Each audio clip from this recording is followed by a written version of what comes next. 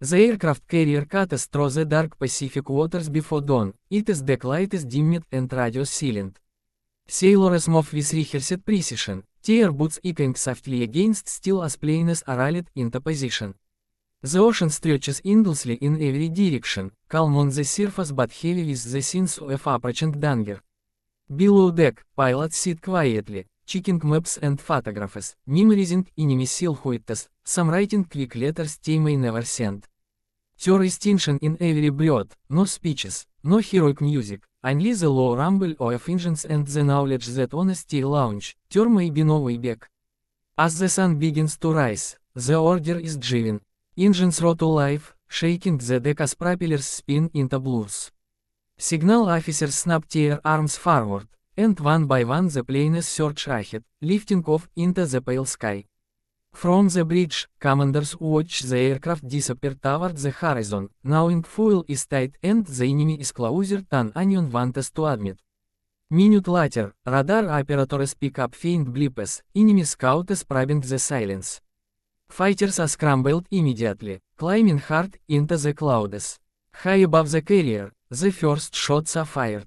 Tracer rounds streak through the sky as American fighters clash with enemy aircraft in violent spirals.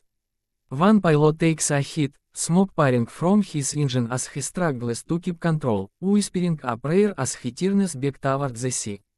Below, the carrier alters course sharply, evasive maneuvers throwing sailors against bulkheads.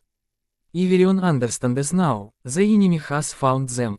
The mission has truly begun, and Carrier X stands alone in hostile waters, relying on skill, courage, and fate to survive what comes next. Damage crews rush through smoke-filled corridors as the carrier shudders from near misses, the deck vibrating with each distant explosion. Flames lick at twisted metal near the flight deck, and medics drag wounded sailors to makeshift aid stations, working silently except for urgent commands and elaborate breathing. Despite the chaos, aircraft continue to be fueled and armed, crews refusing to slow the tempo.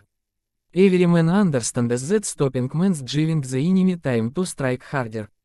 Pilots returning from combat land with barely enough fuel, tears screeching as arresting cables catch their planes just in time.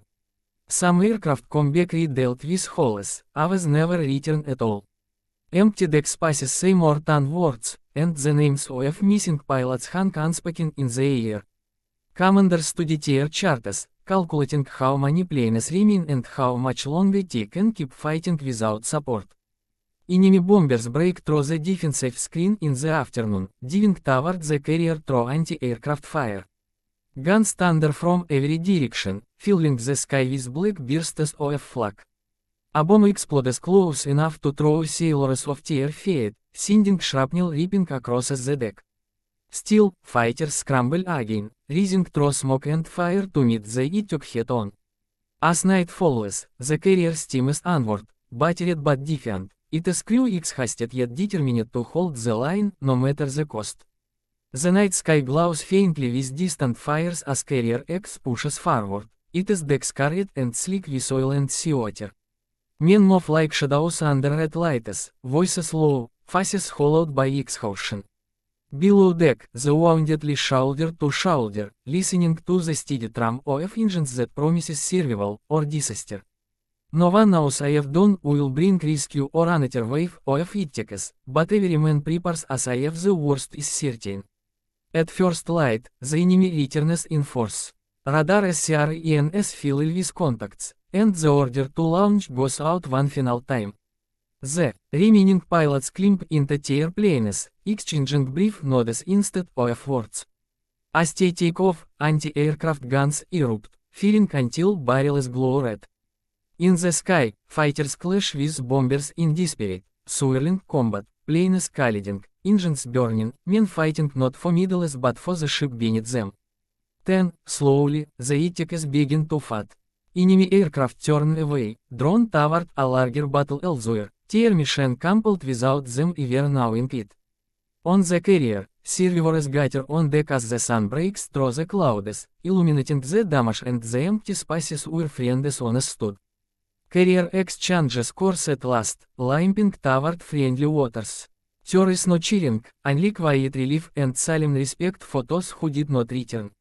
The mission has succeeded, carried through by courage, sacrifice, and faith, nothing more than a wing and a prayer.